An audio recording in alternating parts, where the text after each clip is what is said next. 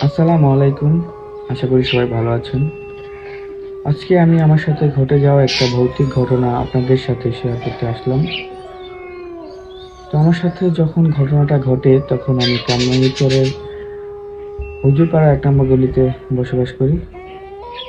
তো আমি যে বাসাটায় থাকতাম তখন বাসাটা ছিল একতলা একটা বাড়ি।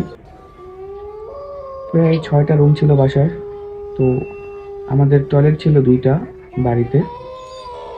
তো আমার রুম থেকে বের হয়ে টয়লেটে যেতে প্রায় ৩০ থেকে ৪০ কদম সময় লাগতো।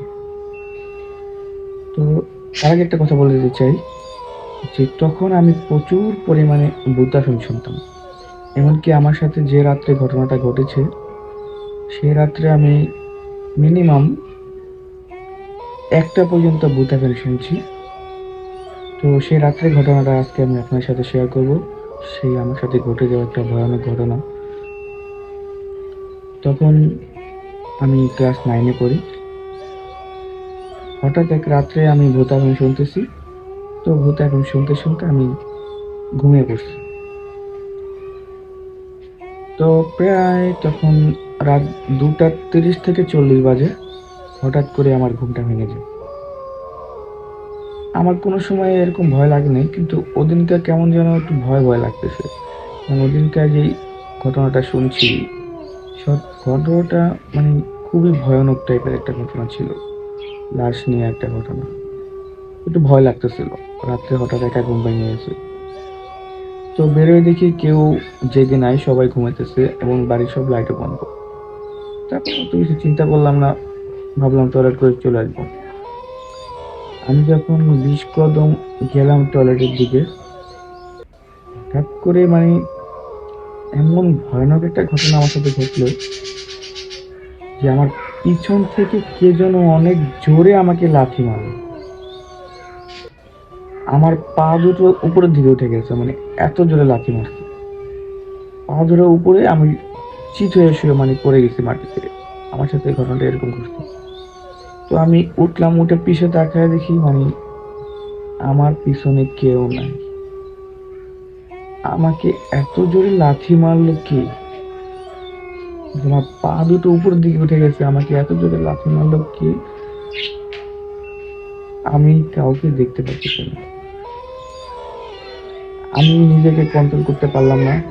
আমি অনেক জোরে চিৎকার দিয়েছি। আমার এতটুকু মনে আছে আমার। তারপর পুরো বাড়ির মানুষ উঠে যায়, আমার আম্মু চলে আসে। আম্মু আমাকে জড়ায় ধরে রাখতে পারতেছিল না। আম্মু আমাকে বলছে যে আমি এদিক ওদিক ছোটাছুটি করতেছিলাম ভয়ে। আমার ভিতরে এত ভয় কাজ করতেছে যে আমাকে এত জোরে কে লাথি মারলো। তো ওই সারা রাত আমি ঘুমাতে পারি নাই। পুরা বাড়ির মানুষ সবাই আমাকে নিয়ে বসেছিল। আমি নাকি আমার পুরো শরীর কাঁপতেছিল। আমি সারা রাত আমি একটু ঘুমাতে পারিনি।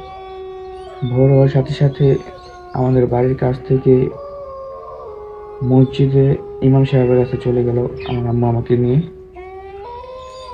তো ইমাম সাহেব বলল যে এরকম একটু হতে পারে, হয়তোবা জিনের পথে আমি পা দিয়ে ফেলছি, এজন্য জিন আমাকে আঘাত করছে। হুজুর এটা বলল। তো আমি ভাবলাম যে জিন কোথা থেকে আসবে, আমি জিনের কেন পা দেব। হুজুরে বলল এসব ব্যাপার নিয়ে তোমার কথা বলার দরকার নাই।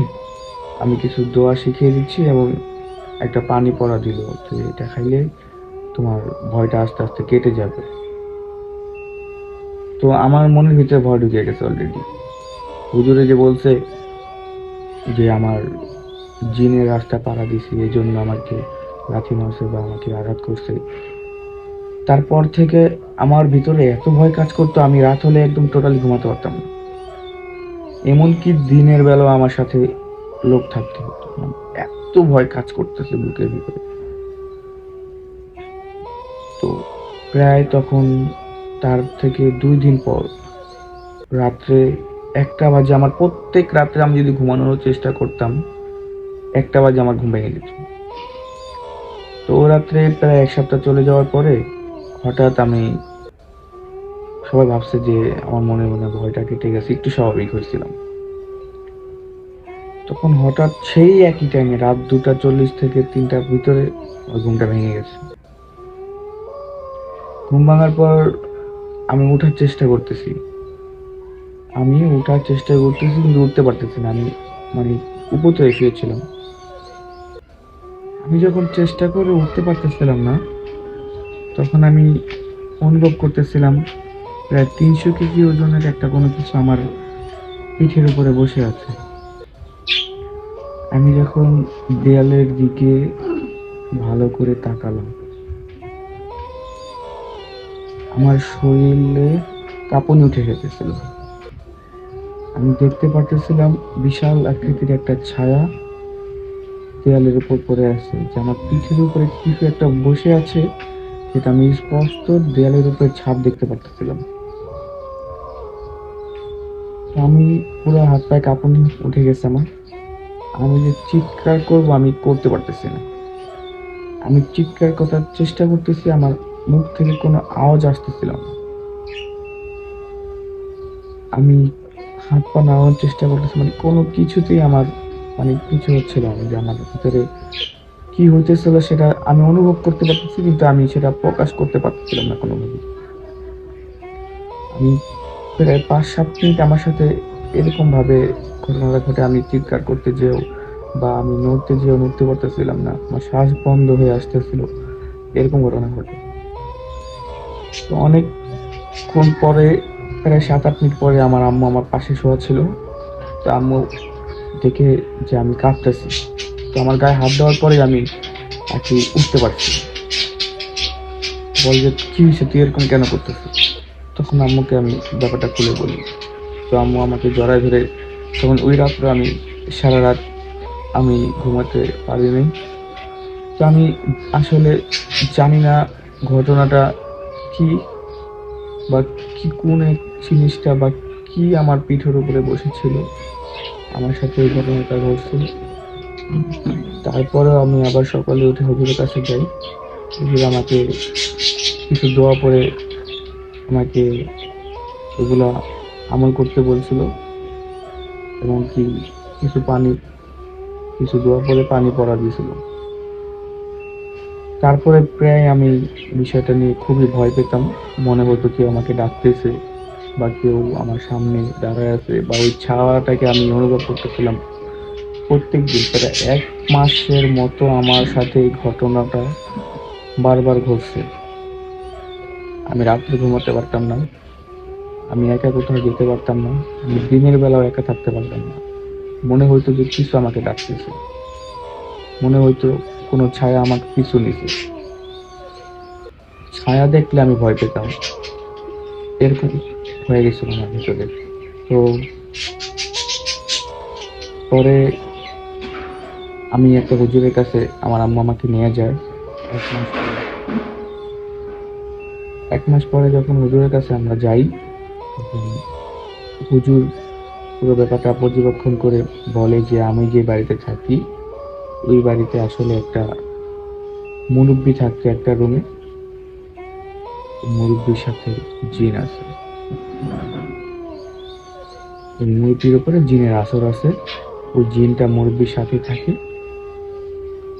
তো আমি যখন টয়লেটে যাচ্ছিলাম, ওই জিনের উপরে আমার পা চলে গেছিল, এই জন্য আমাকে জিনটা আঘাত করছে এবং এতদিন আমাকে ভয় দেখাইছে।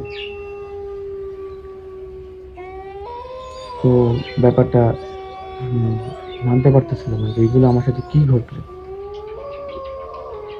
তারপর থেকে হুজুরে কিছু আমল করতে বলছে, আমল করার পরে আল্লাহর রহমতে আমি সেই আসর থেকে বা সেই জিনের ভয় দেখানো থেকে আমি মুক্তি পাই। এখন আল্লাহর রহমতে খুব সুস্থ আছি, ভালো আছি, এখন আর সেরকম কোনো ভয় কাজ করে না। তো আমার মনে হলো আমার সাথে ঘটে যাওয়া এই সত্য ঘটনাটা আপনাদের সাথে শেয়ার করা উচিত। তো এই ছিল আজকের ঘটনা, আমার সাথে ঘটে যাওয়া একটা সত্য ঘটনা। আমি জানি না আপনাদের কাছে কতটুকু বিশ্বাসযোগ্য। আসলে এই সত্য ঘটনাটা আমার সাথেই ঘটছে। তো সেই কথা, সেই দিনগুলোর কথা মনে পড়লে এখনো গায়ের পশম দাঁড়িয়ে যায়, যে আসলে বাস্তবে কিছু একটা আমার সাথে ঘটছিল। যে জিনিসটা একটা জিন ছিল, আমি পরবর্তীতে যেটা জানতে পারছি। তো আল্লাহর রহমতে এখন সুস্থ আছি। তো আপনাদের জীবনে যদি এরকম কোনো সত্য ঘটনা ঘটে, আপনি যদি শেয়ার করতে চান, আমাকে আমার ইমেল করে পাঠাতে পারেন অথবা কমেন্ট বক্সে দিতে পারেন। আমিও চেষ্টা করব সবার সাথে বিষয়টা শেয়ার করার। এরকম সত্য ঘটনা নিয়ে আমি আরও ভিডিও তৈরি করব। যদি আপনাদের আমার ভিডিও ভালো লাগে তাহলে অবশ্যই সাবস্ক্রাইব করে আমার পাশে থাকবেন। এরকম সত্য ঘটনা আমাদের ফ্যামিলিতে, আমাদের আশেপাশে গ্রামে যারা ঘুরছে তারা আমার কাছে অনেক ঘটনাই লিখে দিতেছে। আমি চেষ্টা করব সব ঘটনাগুলো আপনাদের সাথে শেয়ার করার। আসসালামু আলাইকুম। সবাই ভালো থাকবেন, সুস্থ থাকবেন।